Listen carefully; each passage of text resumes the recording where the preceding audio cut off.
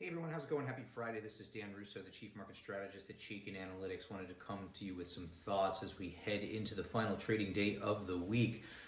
Biggest takeaway from my work this morning and my note to clients is a potential breakout in the copper versus gold ratio, and that would be a break to the upside. Now, why is this important? Well, the copper versus gold ratio has been one of the key metrics that we've looked at to drive our views as it relates to the growth over value trade.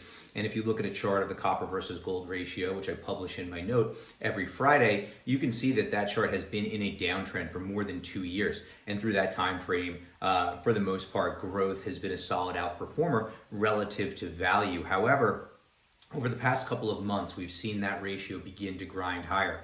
And in the near term, it appears to be breaking through an important resistance level. So implications there are really interesting. Obviously, it makes sense to look at the relationship of growth over value. And if you look at the chart that I publish in my note every Friday, you can see that that ratio has been stalling since the beginning of September. It became extremely extended to the upside, and then it began to stall out.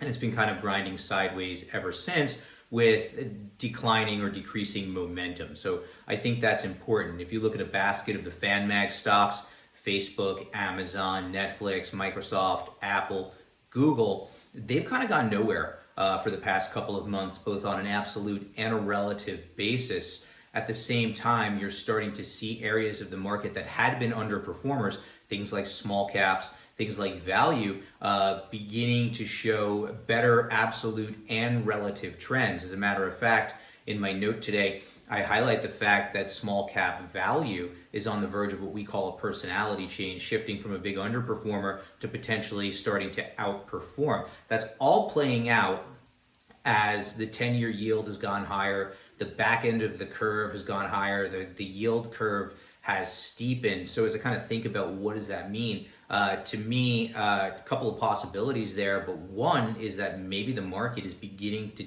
discount a better growth environment economically.